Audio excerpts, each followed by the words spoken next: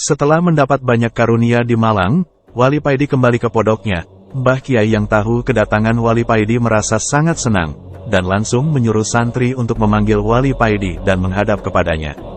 Wali Paidi yang mendengar titah gurunya itu langsung pergi ke dalam. "Assalamualaikum," ucap Wali Paidi ketika berada di depan dalam. "Waalaikumsalam," jawab Mbah Kiai dari dalam. Wali Paidi maju dan mencium tangan gurunya. Tangan yang lembut dan wangi. "Ayo duduk." Mbah Kiai mempersilahkan Wali Paidi duduk. Setelah duduk, Wali Paidi melihat wajah gurunya ini.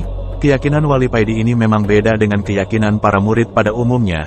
Kebanyakan para murid tidak berani menatap wajah gurunya ketika menghadap, karena hal tersebut bagi mereka termasuk tindakan yang kurang sopan.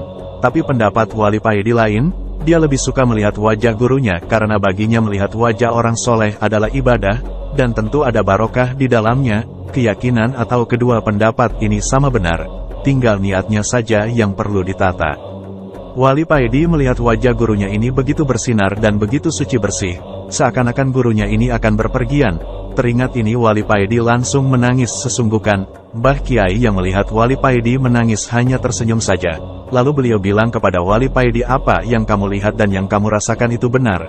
Aku memang akan pergi memenuhi panggilan Allah. Waktunya sudah dekat. Aku sebentar lagi akan meninggalkan dunia ini." Wali Paidi tetap menunduk dan terus menangis. Mbah Kiai lalu berkata lagi, "Nak, nanti malam pergilah kamu ke belakang pondok. Setelah mencapai sungai duduklah di situ. Tunggulah teman Abah, belajarlah kamu kepadanya. Dan yang penting kamu manut dan jangan banyak bertanya." Pesan Mbah Kiai. "Inggih Kiai," jawab Wali Paidi, "apa yang kamu alami di Malang semuanya aku tahu. Jadilah itu sebagai tonggak keimananmu, dan kamu sudah bertemu dengan saudara-saudara seperjuanganmu. Kelak kalau kamu bertemu mereka, kembali sampaikan salamku kepada mereka." Setelah tiba di sungai, Wali Paidi duduk di tepian sungai. Tiada henti-hati Wali Paidi berzikir. Wali Paidi merasakan semenjak dari Malang hati Wali Paidi ini bisa berzikir dengan sendirinya. Tidak lama kemudian datanglah sosok yang seumuran dengan Mbah Kiai mendekati Wali Paidi. Wali Paidi melihat pancaran sinar wajah orang ini sama persis dengan pancaran wajah Mbah Kiai. "Aku teman gurumu. Aku adalah Khidir dan mulai saat ini aku akan mengajarimu," ucap Khidir langsung ke pokoknya. "Inggih," ucap Wali Paidi, "ayo ikut aku," ucap Nabi Khidir lalu berjalan pergi. Wali Paidi mengikuti dari belakang. Wali Paidi tidak banyak bertanya sesuai perintah gurunya. Dia hanya manut saja. Pasrah bongkoan Nabi Khidir baru berhenti ketika di depannya ada gazeba, rumah bambu dengan atap ilalang, yang begitu indah. Gazeba ini terlihat kokoh dan futuristik. Di depannya ada taman kecil. Dan di sekitar gazeba terbentang hamparan rumput hijau yang asri. Tempat ini seperti villa mahal di daerah pegunungan. "Masuklah. Tempat wudhu dan kamar mandinya ada di belakang," ucap Nabi Khidir, dan tidak lama kemudian azan subuh berkumandang. Wali Paidi pergi ke belakang mandi, berwudhu kemudian sholat jamaah dengan Nabi Khidir. Setelah sholat, Wali Paidi duduk di teras gazeba. Di depannya duduk dengan berwibawa Nabiullah Khidir. "Aku akan mengajarimu ilmu syariat dan ilmu hakikat. Aku akan memanjangkan waktu buatmu. Sekarang sudah saatnya kamu kembali. Ingat pesanku ini, ilmumu itu TDK dapat kau pamer-pamerkan.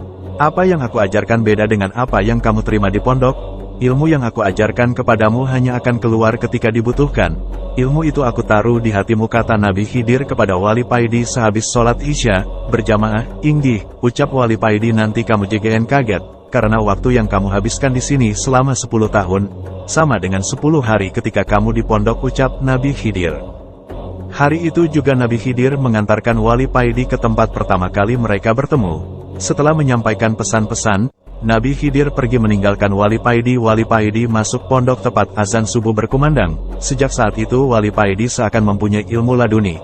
Para santri mengira seperti itu karena Wali Paidi hanya pergi 10 hari, tapi setelah kembali ilmunya menjadi begitu luar biasa. Padahal ilmu yang didapat oleh Wali Paidi diperoleh dengan rajin belajar selama 10 tahun. TDK lama kemudian Mbah Kiai memang benar-benar pergi meninggalkan dunia ini menghadap Sang Ilahi.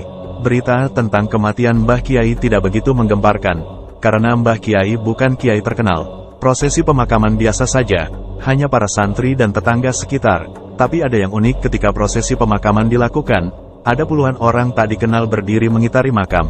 Ada yang berjubah dan bersorban, ada yang berjas dan berdasi, ada juga berpenampilan seperti gelandangan. Setelah prosesi pemakaman selesai, ada sosok yang sangat akrab menghampiri Wali Paidi.